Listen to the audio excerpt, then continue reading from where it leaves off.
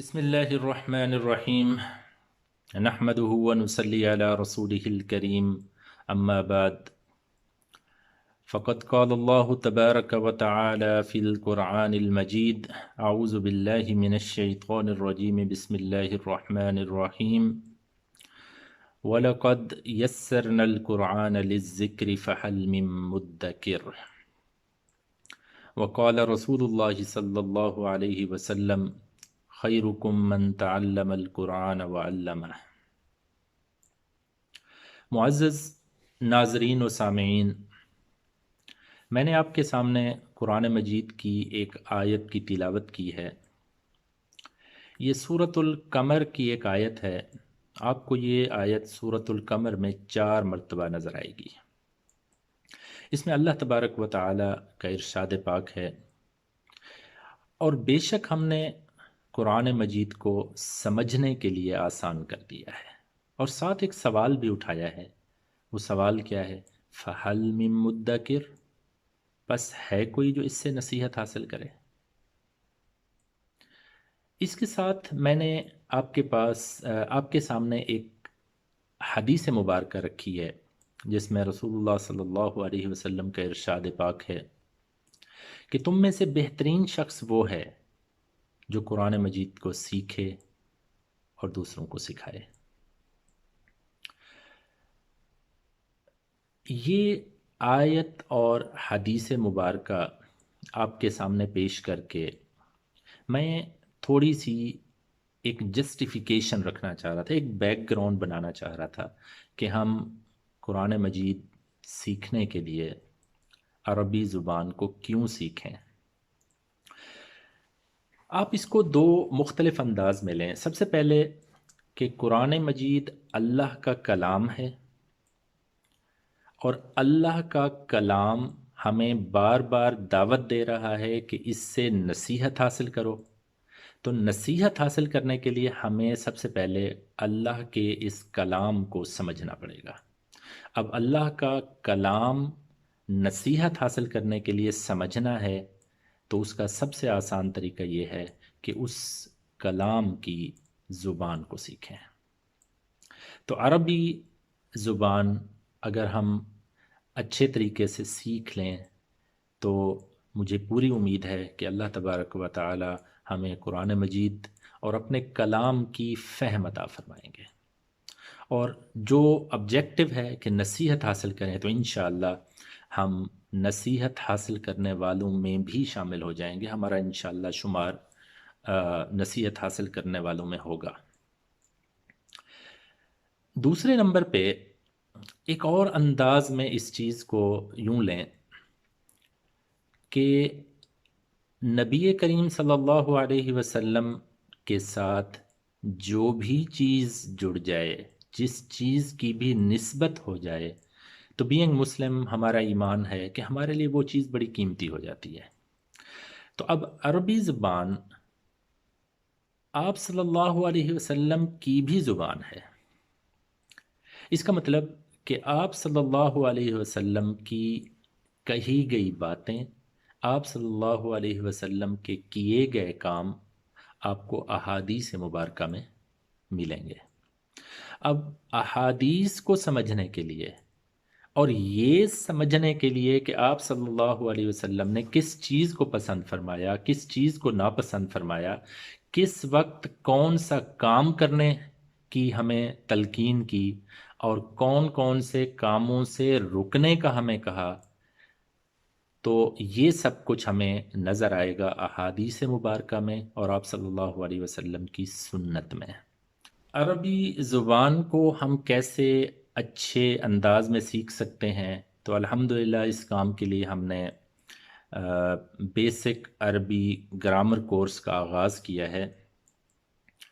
ہم آپ کے سامنے کوشش کریں گے کہ ہفتے میں 2 لیکچرز اپلوڈ کریں تاکہ آپ آرام سے ایک ہفتے میں اپنی مصروفیات میں سے مختصر ٹائم آپ نکالیں اور ان لیکچرز کو آپ کور کریں۔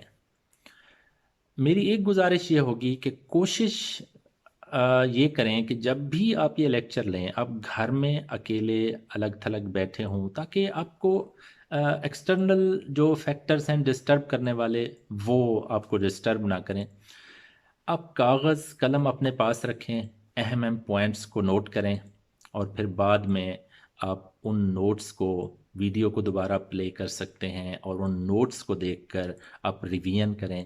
اور اگر ایکسرسائزز کوئی اس لیکچر کا پارٹ ہیں تو ان ایکسرسائزز کو بھی آپ جو ہے وہ کور کریں. ہر لیکچر میں ہو سکتا ہے ایکسرسائز اس طرح کی بھی ہو کہ قرآن مجید کا کوئی ایک رکوع یا چند آیات کی تلاوت کر کے اس میں سے کچھ ایکسرسائز آپ کو دی گئی ہو.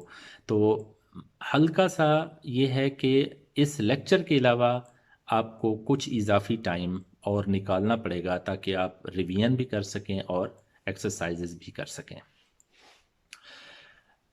میری یہ کوشش ہوگی کہ اگر آپ کا کوئی کمنٹ ہے، کوئی سوال ہے، تو آپ مجھے ای میل کے ذریعے وہ سوال، وہ کمنٹ سینڈ کر سکتے ہیں. میری کوشش ہوگی کہ میں وہ کمنٹ دیکھوں، آپ کے سوالوں کا جواب دوں.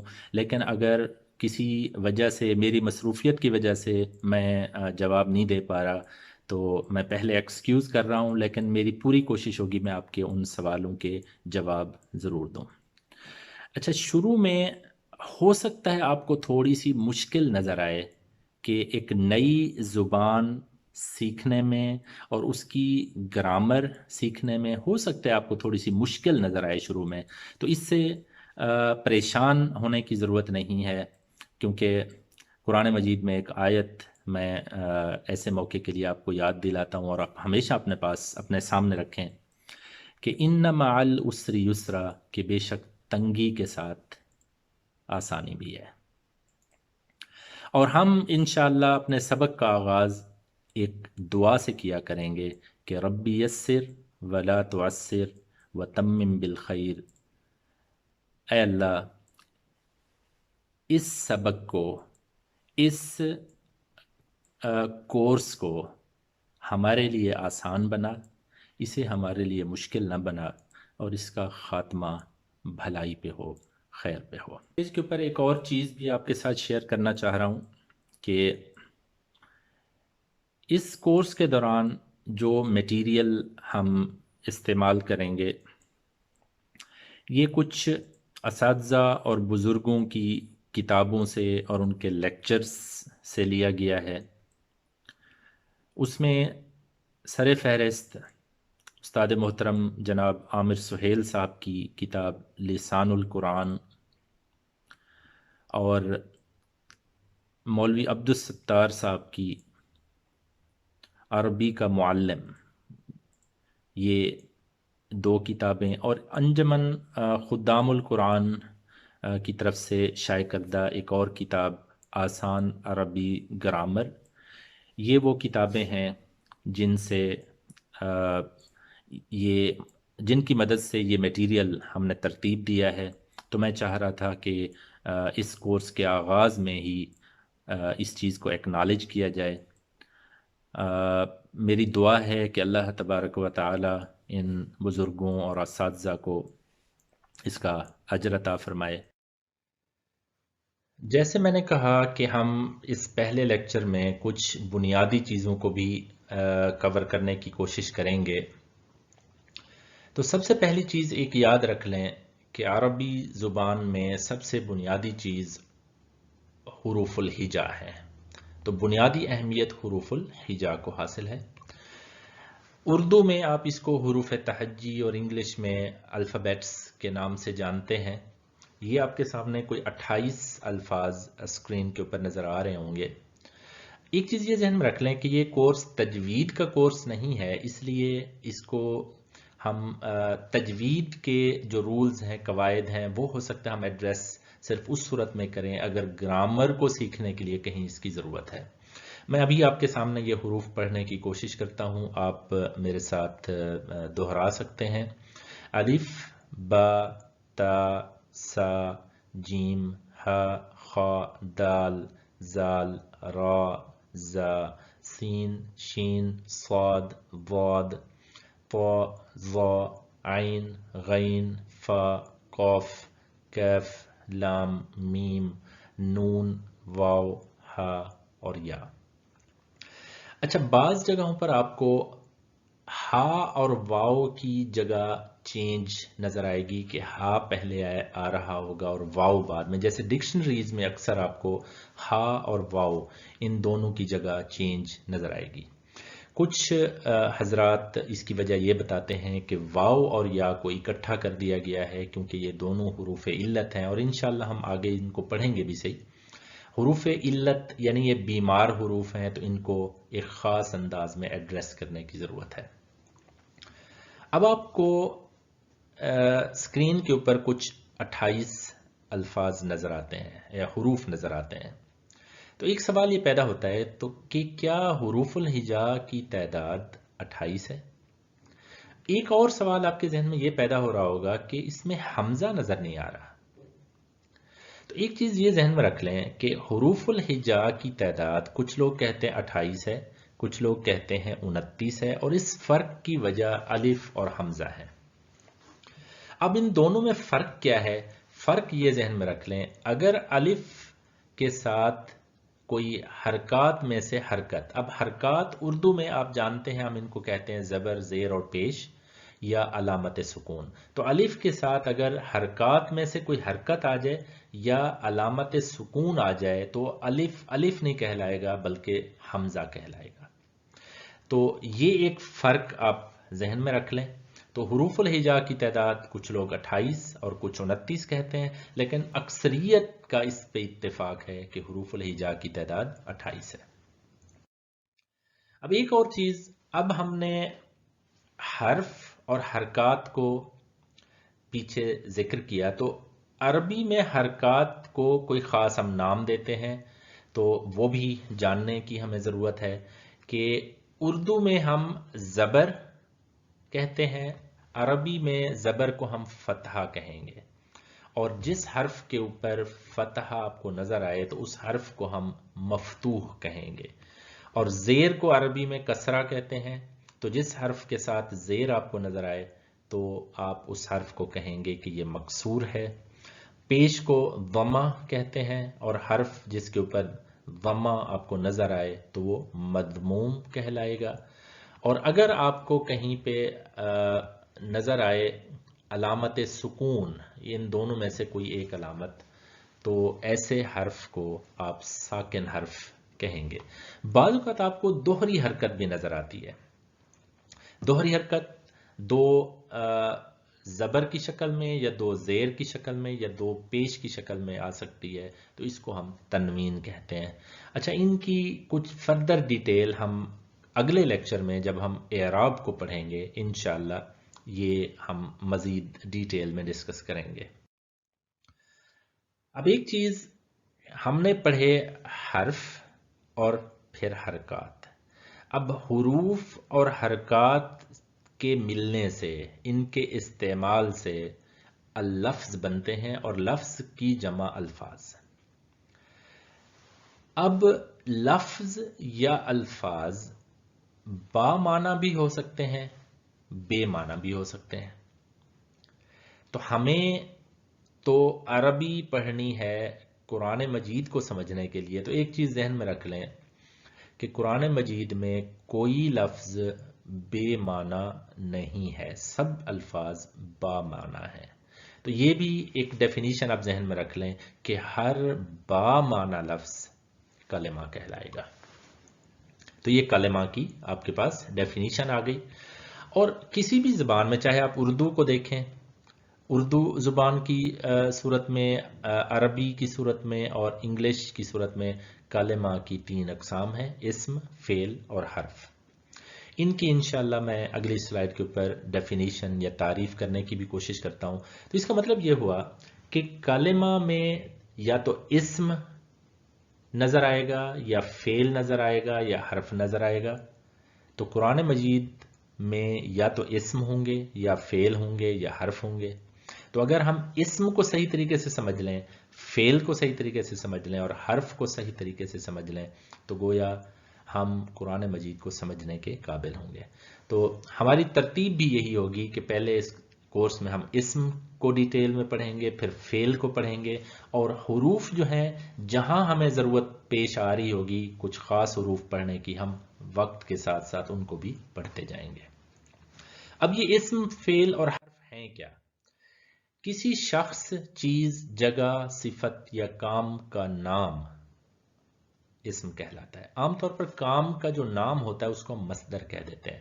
اب جیسے زید، زید ایک شخص کا نام ہے، کرسی یہ چیز کا نام ہے، مکہ یہ جگہ کا نام ہے، اچھا یا اچھی، نیک یہ صفت کا نام ہے، اور کھانا، پینا، جانا، آنا یہ کام کے نام ہیں، کام کے مصدر ہیں، ان کو ہم